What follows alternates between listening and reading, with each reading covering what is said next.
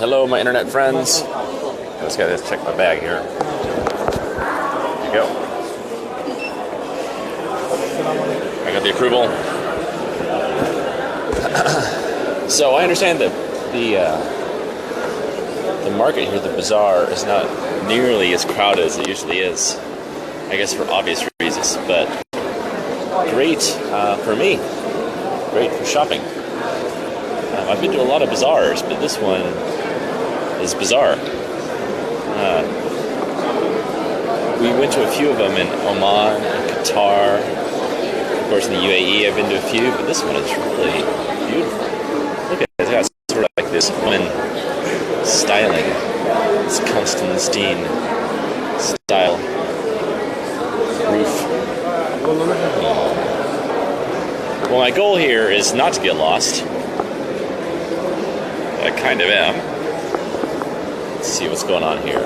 Also, I want to get some presents for my family. I have an idea what I want to give my little girls. I hope they're not watching this. They're just asking for clues. Just in case they're watching this, I better not tell you what it is. A lot of stuff. You know, I was in the mood to buy a carpet. I wonder if anyone can sell me a carpet. That would be the spot. Hey, Melinda from Minnesota. Hey, Swarma from Sri Lanka. What's going on? What's going on? So I'll show you one of my tricks for walking around these markets is, let's go down this way.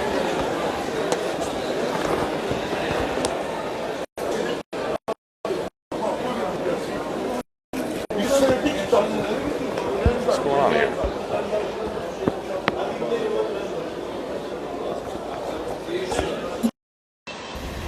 Hello, my friends. How are you?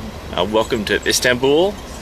We are driving over from the European continent to the Asian continent. There's this really cool bridge that connects the two. It's called the Bosphorus Bridge. It's right here. We just now left my hotel, where I have good news and bad news. The bad news is that Turkish Airlines messed up my flight, kind of, and so did TripIt. I'll explain the whole thing in a minute. So I am stuck here an extra night, but I am confirmed for tomorrow. So the bad news is that the good news is I stay another night at the Ritz-Carlton. Lucky me. It's another great property. I've had great food there, and everyone's nice. Super duper nice. It was great views too. So we're over here probably halfway between old Istanbul and the Asian side. All right, so you can see that's the water right out there that is in between the two continents. If you keep following that water up to the north, you get to the Black Sea and Ukraine and all that good stuff. And then if you follow it down south, of course, you get to the Mediterranean Sea. All right, a little Geography 101 there for you. Geography 101. Supposedly these taxi drivers really dislike going over to the Asian side because of the traffic getting on the bridge, which I understand. So yes, the traffic in Istanbul is crazy. Look at this. Now that's one of my favorite comedies right there. It's sort of the Sunny in Philadelphia of Turkey. It's called Yol Sözler Greci. I'll tell you what, that dad in that show always gets up to all kinds of shenanigans. That's for sure. That's for sure. All right, you're getting a great view of a bus here. There's Turkey, guys. It's a bus. I came down here the first night and walked around and took some photos. It was really fun. Kind of a young area. Kind of going down the street here. It's nice to look out the window. Eric Holstein is asking if I had a Turkish delight yet. Yes, I have. Yeah, if you guys are watching, tell us where you're watching from. It's always interesting. Look at that. Usually what I do when I drive around like this, I have my Google Maps open and I click on things to see what they are, because Google Maps is really sophisticated now. You know, it has all kinds of information about, you know, links to Wikipedia, tells you all kinds of stuff. Oh yeah, exciting traffic. So I'll tell you the story of what happened. Okay, why I'm stuck here an extra night. Oh, there's a pretty column. I'll just stare out the window while I tell you the story. Or I'll flip it around. You can say hi to me first. I know you really want to see me. You want to see Istanbul. Okay, so I'll flip it around. I'll flip it around here. Here we go. You thought I was driving and reading at first. No, I would not lure you. That's a good guess though. Flip around, god dang you, Facebook. Flip around. Alright, there we go. Now that's the guy driving, and he looks nothing like me. He's a clean-cut gentleman though. I'll give him that. These are these huge walls that still surround a lot of the city. There's a huge like nightclub scene down here, which I'm not really into. It's a little early for the nightclubs. Zanib. So many memories. I miss Turkey. I love it here. I love Turkey. It's my first time in Istanbul. There's my favorite comedy again. Look at that. It's great. That one kid looks like a young Albert Brooks, which isn't necessarily a great thing. Here, we're about to get out into the sun. We're coming up on this really beautiful mosque that's down by the river. I was down there the first night, and there was this kid sitting by the river in a chair, and he was holding a gun. And then every now and then he would pick up the gun like really quickly and shoot like a balloon that was floating by in the river. I've never seen that before. I didn't know what to think. It's pretty exciting. Pretty exciting. Everyone here is very happy, very friendly.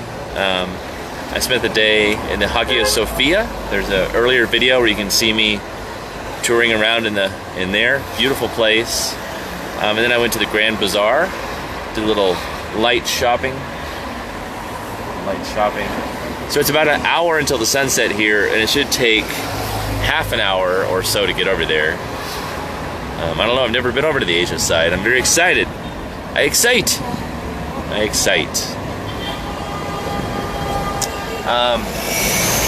Yes, that's right. That's right, a little beardy McBeard. That's right, Zanib. Or you didn't say that. Shrikant said that. Okay, so what have I got? What are my weapons here? Okay, I've got my tripod, my Really Right Stuff tripod. Not a sponsor. I gotta get a new head. This one's all gummed up from Burning Man. It kind of sticks sometimes, so that's no good. I've got my ever-present phone battery charger. I just can't go a whole day. I mean, am I the only one that carries around an extra thing like this? I've got my camera here. My camera, Sony A7R Mark II with the 24 to 240 lens, because I'm going to be up on this hillside that is really far away from the city, so I want to be able to zoom in. I got this kind of cool leather grip thing on there. Pretty slick. Oh, by the way, you know, this is a secret. Those of you that are into peak design, I think they announced this, I'm not spoiling anything. But do you see how, well, I have a prototype, but do you see how there's the little metal thing on there? It's a magnet. So now it just automatically catches in here, and you can slide it through like one-handed. Oh yeah. What else do I have? This is the peak design sling bag, and inside of there I have a cover-up in case it gets cold, like my old lady shawl, and I have the 10 to 18 millimeter lens and the 35 prime. So that should just about do it. This is like the background for Double Dragon. Yeah, everywhere I've gone here, people have been extremely nice. Shrikant is asking what the beads on my hand are. Let me tell you, these are pretty cool. Let me take them off here. Let me take them off. Here, I'll flip the camera around. Okay, flip it around. Come on, camera. Here we go. So these are, they go into one big thing. Whoa, almost lost you, internet. They're meditation beads, okay? I like to meditate, I do yoga, I do these things, you know. And what you do is you hold them in your hand, like you close your eyes, and you do a breath on each bead, right? And then by the time you make it around the whole necklace, it's about half an hour. So it's a good way to time yourself without having to think about it. There's one of the little mosques right there. about cool. Yeah, this is all right. Now there's some more people. It's quite a party town too. Everyone stays out really late, walking around the streets, having a nice time. It hasn't been that crowded lately. I think there's still a few people worried about all the terrorist stuff, but I tell you, there's nothing to worry about. Well, you know me, I'm not really scared of that stuff. But it's been great to be here in Turkey because everything's pretty empty. Like the Grand Bazaar was pretty empty. A lot of the restaurants aren't that full. Touring all the major things from the Blue Mosque to the Hagia Sophia to pretty much all the mosques are quite easy to get into. So it's just been great. Super duper great. Shrek Aunt is asking if I would come to India. Yes. I've been to India 3 times and I love it and I want to come back. I was just there with my kids. With my wife and 3 kids. We went and did a 30-day trip, and about 10 of those days we were in India on a really fun bus trip, or a train trip. Kung Fu Panda 3. I like to watch people in buses. They've got really nice buses here in Istanbul. I was shocked how nice the buses are. I just like looking out the window in foreign countries, don't you? I like seeing all these little ads, these little parallel universe places. It always bothers me, the bad graphic design. It always gets me. It's not always bad. Sometimes it's pretty good, but a lot of times it's bad. Look at that. I'm not sure I've been over here yet. That's a cool little mosque. Got a flower-lined thing in the middle. Do they have a subway, Warren asks? Yes, they do have a subway. I think. Wait a minute, I take that back. I don't know if they have a subway or not. I don't think they do. I know they have a tram system. And I think one reason they don't have I don't know if this is the case, but there's like a lot of bridges and water here. I guess you could do the subway underwater too, but I think it amps up the level of difficulty. Zanib is asking, what is my favorite part in Turkey so far? Well, I'd have to say it's the culture and the people, because you get that everywhere, right? I even went to like some smaller mosques and some smaller museums that might not be the most grandiose in the world, but everyone is really nice. Very welcoming, very warm-hearted. I've been talking to a lot of different people. One thing that I haven't done this trip very much is take a lot of people photos, which is not good. I need to do that more. But I think part of the reason for that is that I had my wide-angle lens on so much, and this is not very good for people shots. You got to go to a tighter shot. Yeah. But maybe tonight, tomorrow, I'll try to get some more of those. There's a guy selling flowers in the middle of the street. Oh, here's a nice view of the city. So that's what we're about to get on, that bridge right there. And that bridge will connect us over to the Asian side. The Asian persuasion. There's a huge mosque up there on the hill. Isn't that big? I wonder which one that is. Anyway, I don't know if you can tell or not, but there's a hill. Big hill. And I'm going to go get up on top of the hill. And I'm going to point the camera back this way and take a photo. So I'll be quite a ways, probably 8 miles from the Blue Mosque and the Hagia Sophia. But I hope that the setting sun behind it looks awesome. Awesome. I hope it will. Oh, look at this. Oh, this guy's about to jump off. Sad, huh? I'm trying to talk him down. Yeah. I wonder why an ambulance was there. It reminded me this morning, I was watching, like at night and in the morning, sometimes I like to watch Eckhart Tolle. I don't know if you know who he is or not. He's one of my favorite philosophers. He wrote The Power of Now and A New Earth, a book I recommend to everybody. Anyway, of all things, he was being interviewed by my friend Bradley Horowitz at Google. and he was, talking about the kind of stuff he usually talks about. But if you read The Power of Now, speaking of killing yourself, that's what gave him his satori, or his awakening. I think he was in his mid-30s, and he kind of just hated his life and kind of thought he was a failure. And then he decided to kill himself. And then, I think right before he did it, he had this awakening. He's like, whoa, what does it mean to kill yourself? Is there one person killing another person? What's happening? So he really got into it, and then he realized this huge separation of himself from the thoughts in his head. And that was sort of the beginning of his transformation, Hello from Buenos Aires, Norma. What's going on? Sharon says, enjoy all the traveling through your eyes. Thank you. Warren asks, how is the food? It is great. I've been corrected. It does have a Subway. All right. Cool. Okay. And it definitely have a above-ground tram system, too. So you guys that are watching, let me know where you're watching from. It's always cool to see where people are tuning in from. Either insomniacs, or we get a lot of insomniacs that watch. It's big amongst people that can't sleep with no other entertainment options.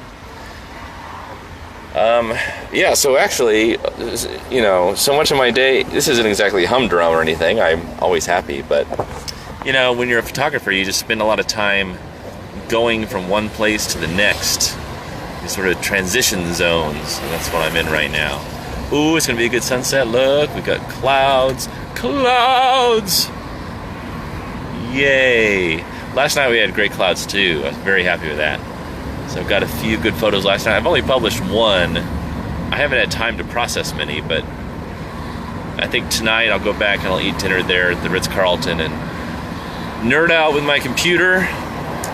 Take get all my stuff off my memory cards and do some serious photo editing. Look at that.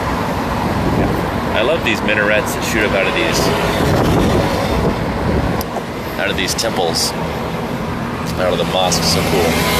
Okay, we got OGS, HGS. Hello from Florida. Hey, Terry from Texas.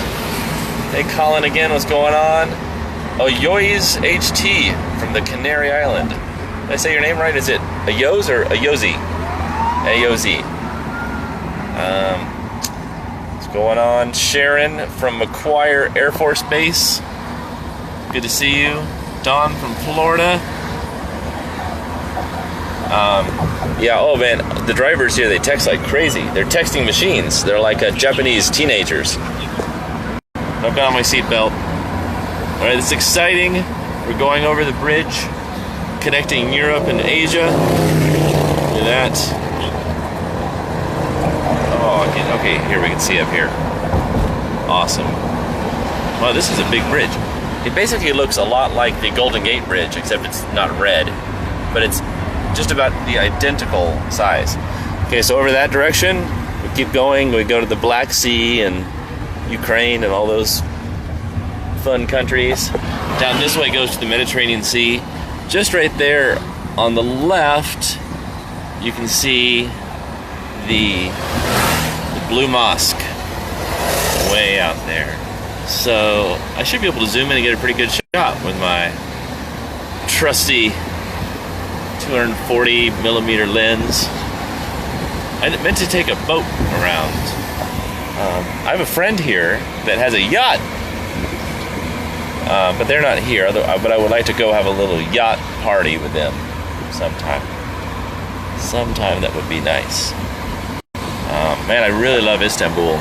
Okay, so over here's the Asian side. This is where we're going. There's the European side. Wow, superbrightsun.com. We should have about 25 minutes before the sun goes down, so we should have lots of time. Hey, Jeff from Montreal. How are you? Good to see you. Montreal is another place I've never been. I really want to go to Montreal. It's supposed to be gorgeous and really nice. And French. I can practice my French. It's the only other language I kind of know. I mean, And when I say kind of, that's in all caps. All caps. So I still don't exactly know where I'm going over here, but it's a famous hilltop. It must be like Phil Collins Hill. I have not flown my drone yet. I've thought about it, but I haven't really done it yet. I'm a little worried. It's funny, yesterday I was on top of this rooftop terrace in downtown Istanbul, and some guy was writing while I was live, and he said, you should really take your drone up and fly over the Blue Mosque and the Hagia Sophia. I was like, that is a terrible idea. And even worse, the guy who suggested, his name was Osama. So I can just see myself getting caught by the police for flying the drone. I'll say, hey, Osama told me to do it on Facebook. I don't know if that would hold much water. Oh, look, we're getting some knowledge dropped off here by Karen Quinn. Thank you, Karen. The Bosphorus, here, I'll do a more dramatic reading. The Bosphorus Bridge was built between 1970 and 1973. It's 3,524 feet long. Your son wanted to add that, huh? Yeah, I like that. You guys, I like it when people drop like good Wikipedia facts into the chat. Like, tell us something about Turkey. I think actually most of Turkey is over on the Asian side, isn't it? That's where Ankara is, I believe. Over on the right side. And I wonder if that's where Cappadocia is too. I've always wanted to go there. Maybe you've seen those photos of all the hot air balloons that they put up every year in Cappadocia. I really want to go there. That would be pretty. Jeff says, if I'm ever interested in coming to Montreal, get in touch offline. Thank you. Thank you, thank you. This year is kind of booked up. And the beginning of next year is booked up with some awesome surprises I can't tell you about yet. We don't have Montreal on the list, but we've got some other cities that will be very fun. Look at these clouds. We've had these clouds all day. And so I actually went back to reshoot all of the things I shot yesterday.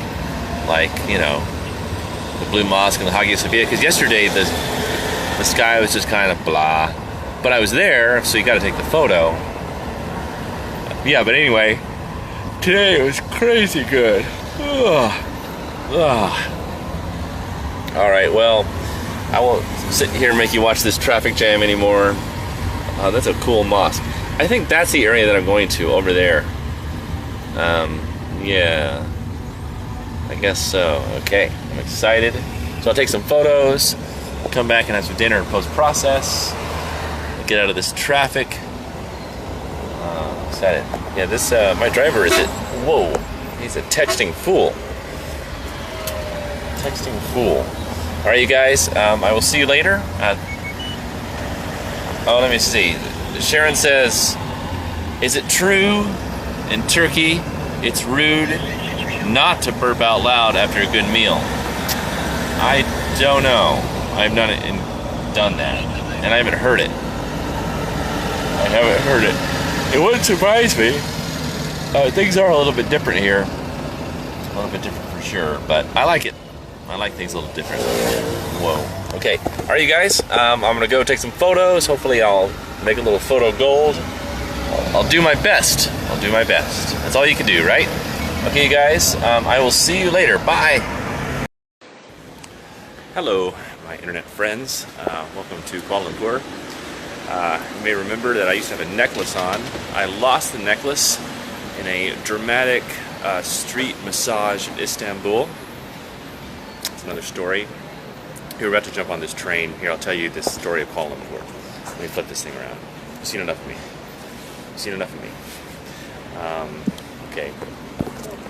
So here we are. We're getting on board this train. While people walk into the room here, let me tell you a little bit about Kuala Lumpur and my story here. I'll sit by this gentleman, and he can hear all about it too. So I've been here to Kuala Lumpur probably 8 or 9 times, and I guess it's a little story of how I got into photography in kind of a roundabout way. Alright? You know, most stories are like that, eh? Most stories happen in a roundabout way. There's actually there's like a 4-hour version of the story. I'll boil it down to 5 minutes. I've never told it this fast before, I'll try. But I'll try to keep it somewhat cogent, as much as possible at least. Here we go, heading over. By the way, I'm in KLIA, great airport, one of my favorite airports in the world.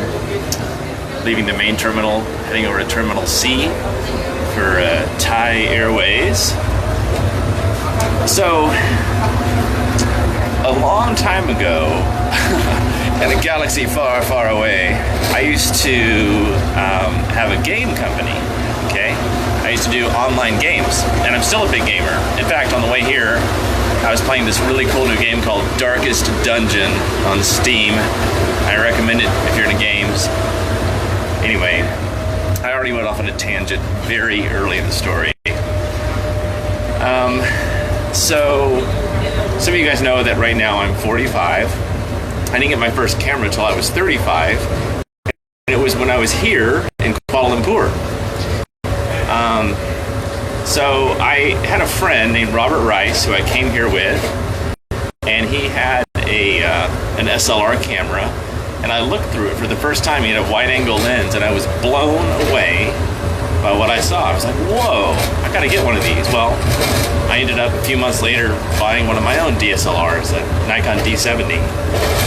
And about that time, I had also put a lot of personal money into building my own game. I've always wanted to make my own game, and so I put it with a friend in Korea, in Seoul, Korea. Well, as sometimes happens, things went awry, and I never quite got the game. And, you know, some of it was my fault, some was theirs. You know, there's a myriad of situations. It just didn't work out, and the upshot is that I lost all the investment and I had no game, right? That was the upshot of it. So, I was in Chicago, and I was seeing an old friend named Mike Heisen, and he had purchased one of my previous companies a long time ago, like in my late 20s. Not for a lot. I didn't really get much, if anything. But we've always been friends, and I saw him in the airport, and I said, hey, I'm having this problem. What do you think? And so I told him what happened in Korea. He was like, oh my God. He goes, that's terrible. He goes, I like you a lot, Trey. I want to help you get your game built. Do you know a game studio that we could buy? I was like, well, yeah, actually I do know this one in Kuala Lumpur that's for sale. And I think they might be open to it. He goes, well, get on a plane tomorrow and go buy the studio. I was like, all right. So I got on a plane, came back here to Kuala Lumpur for the second time and talked to them, and they were open to it. They were open to building the game. Came over here and I loved it. And then I remember my mom had told me that Kuala Lumpur, which is the capital of Malaysia. All right, welcome back to part 2, after we were so rudely interrupted in part 1 of the show. There seems to be some sort of huge terrarium here in Kuala Lumpur. Is that the right word, terrarium? I'm not sure. Look at this. Natalie Portman is everywhere. That's not actually Natalie Portman, that's just a photo of her. So if you missed part 1, here's what you missed. Let me flip the camera around. Let me catch you up on what you missed part 1. Not much. I was telling a bunch of seemingly inexplicably unrelated stories about games in Kuala Lumpur and how it led me to my life in photography. Well, it's actually all true. I will connect them now. Okay, let me flip it around. You don't want to see me. You want to see me? Now I'm connected to the airport Wi-Fi, by the way, so I hope it will go faster. I'm trying to find the Thai Airways lounge, so join me in my odyssey to find that while I tell you the story. So anyway, I came back and I was so overwhelmed by the city. I knew that it was my granddad's favorite city in the world. And I thought, I got to experience this thing. It always seemed very foreign and maybe even a little scary because I wasn't that much of a world traveler or anything. And I knew it was like a Muslim country. I was like, oh my gosh, what's going to happen? But of course, everything's fine. Now I am, I guess that was a big part of it, is just kind of overcoming any kind of fear or anything that I had inside of me, just letting go. That's one big part of the story. But then the practical side is the second time I came back, I came with a camera. And I thought it was it's a loud talking Chinese family. There's always a lot of yelling and conversing amongst Chinese people in these. There's a lot of shopping. They love to shop. I'm telling you, non-stop shopping time, even more than my wife and 2 girls. Anyway, so I came back with a camera, and it was so beautiful and interesting here. I thought I should really take some photos. Meanwhile, we had this game company. We were building a game. We actually had a studio here and also in Ukraine and back in Austin, Texas. And I won't get all into the businessy side of it because it gets a bit dull.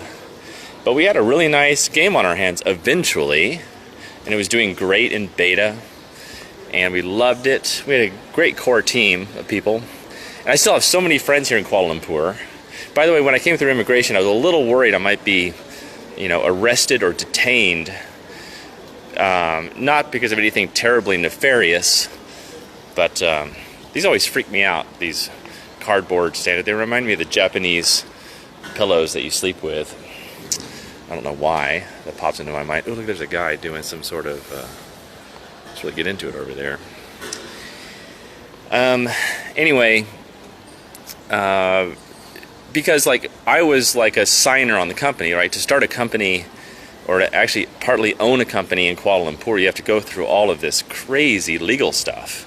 It's almost like old school English kind of law, where you have to have a wax seal and use an imprint of your thumb ring on the wax seal. And eventually, obviously, we ended up closing down the company, but that was long after I had left the company. So I always thought oh, maybe I'm on the hook, or maybe I'm in trouble or something, but I guess not, so that's good. Well, okay, so I come back and forth to Kuala Lumpur 4, 5, 6, 7 times. And meanwhile, since the beta was doing well, our investors decided to invest even more into the company, and we grew quite big into a whole lot of people. And I was the founder of it, but I didn't really want to be like operational dude, like the guy that runs day-to-day operations. I didn't really enjoy that. I knew I loved creating. And so we brought in a professional CEO to kind of run the situation. And I kind of just drifted into the background, like a shadow in the night, right? And meanwhile, while I was doing that, I was getting really into photography. I was experimenting a lot here in Kuala Lumpur, doing cityscapes and landscapes and people. And so this is the city where I really kind of cut my teeth on it. And that's why I have really fond memories of this airport, because I always come in here. You might remember some of my early HDRs of this airport. It just came out great. I love this reflective floor. There's so many surfaces to shoot here. It's fantastic. And so this whole time, kind of while that company was going off on its own, I just had free time. And I would kind of buy my own plane tickets to head off on the weekend to Indonesia or to Thailand. And I really kind of got out there to try all kinds of different things, try different cultures, try different kinds of food, fully immerse myself, see what things are like. And I just loved it. I would listen to music. I just had a fantastic time. And I loved taking the photos and processing the photos. Just a sad baby over there. Sad baby. Here, I'll finish the story here shortly. Let me say hi to everyone. Hey, Melinda from Minnesota, what's going on? Yeah, let me know where you guys are watching from. Hey, Jonathan, Peter. If I'm going down to Mid-Valley anytime, let us know. I work here. Where's Mid-Valley? I don't know where that is. Let me know. Mimi Love from Rancho Cucamonga, California. Whoa, that's a place? Rancho Cucamonga? What a cool name. What a cool name. Those steel struts in Kuala Lumpur Airport Terminal is it's photographing stuff. Yeah, there's amazing struts all over the place, especially if you have a wide-angle lens, for sure. Hans is trying to find the lounge for me. I think the lounge is this way.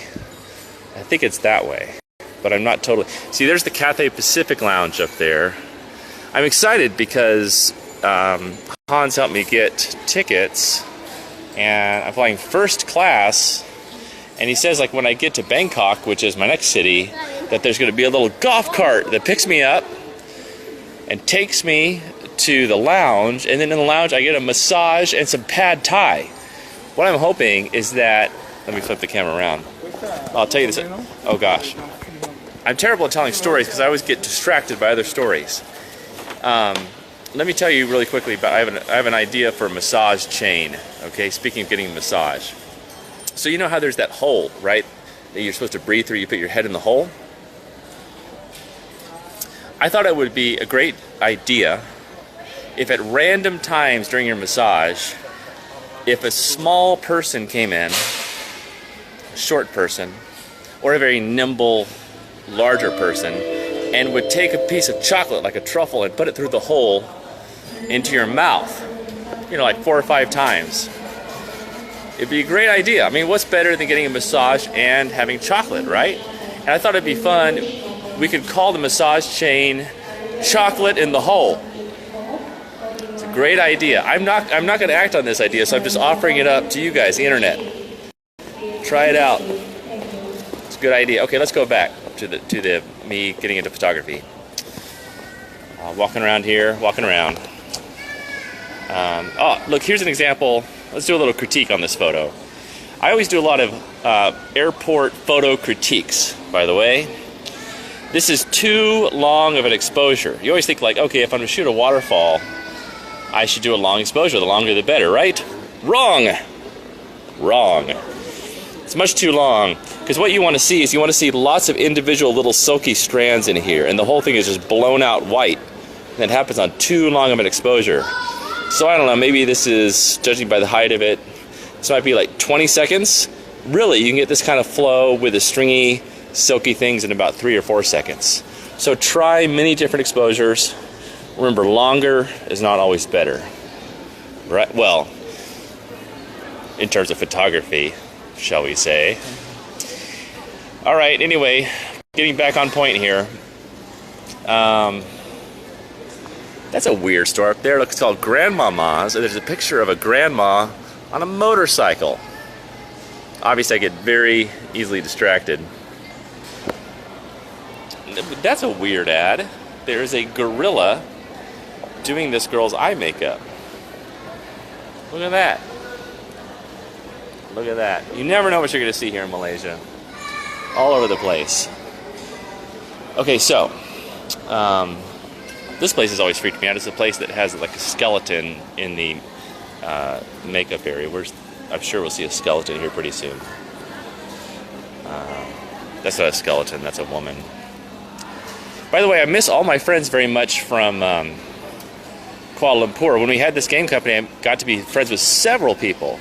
One of my favorite guys, Hafiz Pan, he was our programmer. Hafiz Pan has got his Muslim going on.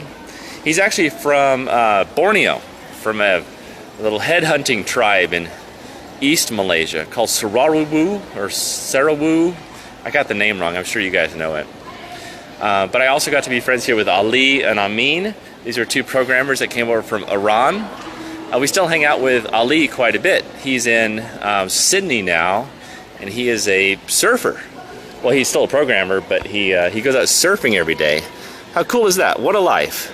One time you were working on a game that was doomed for failure, and then a few years later you are surfing every morning in Sydney as an Iranian. What a life. This is how life is, you know, it's full of like weirdness. So yeah, I got really into photography the more I was here, and as the game company was kind of winding down and I really wasn't doing anything there anymore, I thought, you know what, I really love photography. I love taking photos. I love sharing photos. That's when I started writing the HDR tutorial because people want to know how I did it. I was like, well, I guess I'll tell people how I did it.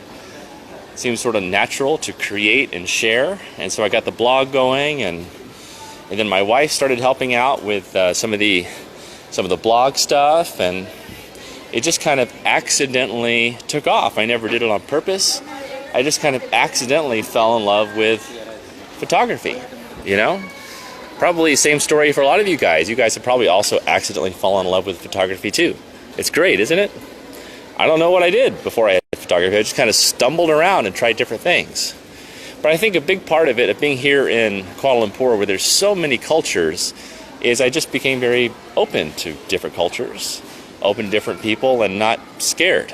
And this seems to be one of the core things, is having an open heart and, you know, kind of being full of adventure, having no real significant fear, and just kind of going for it, right? Why not? That's why we're here. That's why we're here. Hey, so that's kind of the end of the story. Hey, Faradol Ferry, you're in Kuala Lumpur, my country. Didn't expect you to come here. Yes, well, I'm here. I'm full of surprises. Gary Freeze, what's going on? Hans says, satellite terminal, mezzanine level, north wing. So I think that means go upstairs. I think that means goes upstairs. Hello, everybody. What's going on? What is going on? Okay, so now I got to find how to get up. How do I get up? Okay, let's go down here. I may lose you.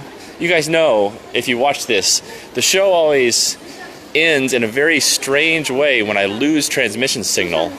Usually when I'm in the middle of saying something completely inane. I just flew Turkish Airlines on the way here. Some of the best food I've ever had. I had sort of a bummer seat because my little controller wasn't working, so I ended up editing a lot of photos and playing some games. I edited this really cool photo from the Blue Mosque I'm going to post. Actually, I edited 4 photos that I like, so as soon as I sit down at the lounge and get my internet on, I am going to pick my favorite one of the 4 and post it, share it with you guys. My favorite one, I think, was actually handheld. I did get my tripod in at the end, although I got shut down when I tried to take it in one area. But I got a few tripod shots in, but still, I think my favorite one is handheld, of all things. Of all things, so that's kind of good news. And I also took some really cool photos inside this ancient, like 1500-year-old bathhouse, this hammam, this huge dome with all these little holes in it to let air in. But it was so steamy inside that all the light made these really cool light rays inside the old dome. It's really cool. Super cool. All right. All right. I guess I got to go up this escalator or these stairs, which means that I have to get rid of my cart. It's too bad. I love using my cart. Here's the picture you might remember that I took from Kuala Lumpur International Airport, KLIA. Great airport, incredible architecture. You can imagine me. Imagine a younger, more innocent Trey Ratcliff. Just getting into HDR, just cutting his teeth on HDR, and he walks into this airport and he's like, what the what? So I immediately set up my tripod and I went HDR cray. And I still do. I want to go take more photos and recreate it. It's a little bit better when these lights are on. Those come on around dusk. I don't know if I'll be here that long. But yeah. All right. If you want to see what's on my cart, this is pretty exciting stuff. I'm telling you. Really hitting the dregs of the show here. So this is the Everyday Backpack 30 liter. Very big, large backpack. I got a lot of stuff in it. Got cameras, computers, iPad. Plus, I have to carry all my quadcopter batteries.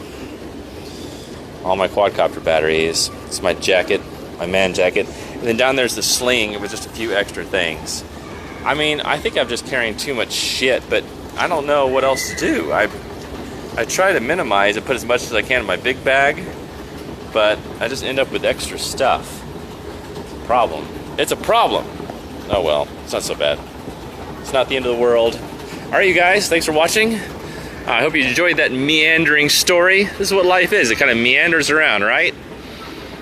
Seems to be the key. Just kind of go for it with an open heart and kind of, don't judge anything and be happy and be present, and everything seems to work out just fine. All right, you guys, I will talk to y'all later, and thanks for watching. Bye.